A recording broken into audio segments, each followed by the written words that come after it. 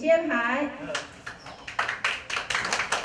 中华医术科技大学上新成立的生医甲美容保健科馆，就伫咧5月25号正式甲牌启用，由校长孙义明、董事长郑启瑞、董事叶明勇、医术学院院长杨玉玲、系主任张文腾、爱尔利医疗集团董事长常如山、创办人刘真华、执行长刘怡轩等贵宾共同出席揭幕，象征生物医学以及美容保健科正式加入中华艺术科技大学行列。我们学校的医学美容科正式要揭牌成立，然后开始招生。那更重要的就是呢，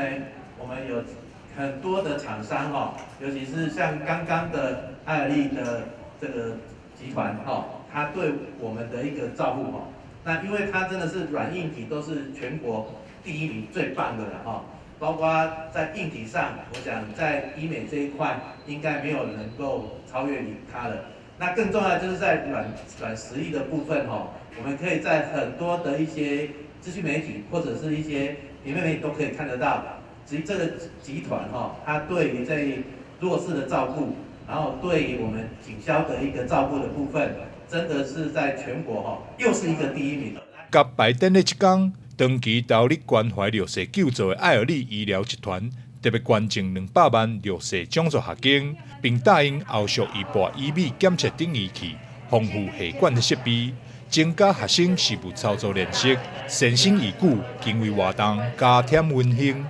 我们的捐赠的这个团体，那我希望能够帮助到很多学生。我们每年都在做，针对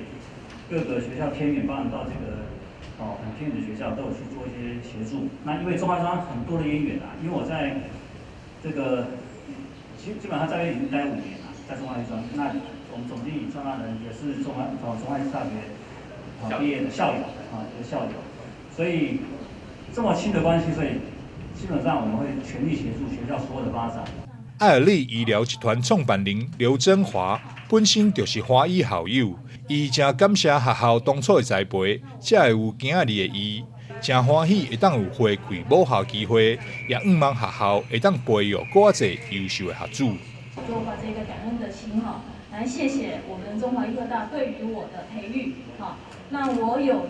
这个能力呢，能够在这个领域上呢有一些好的发展。那当然，我们刚刚常总有讲了讲了一些我们想讲的话了。所以呢，最后呢，我就也祝福呢，我们中华医科大呢，将来能够培育更多优秀的一些杰出的人才。5专学者中华医大生物医学甲美容保健科，今年正式对外招收新生50名。主任张文腾表示，为提升学生毕业后的职场竞争优势，伫课程规划上以化妆品应用、医学美容保健、美容美体甲芳疗、彩妆造型甲时尚设计、语言甲装品事业管理等等，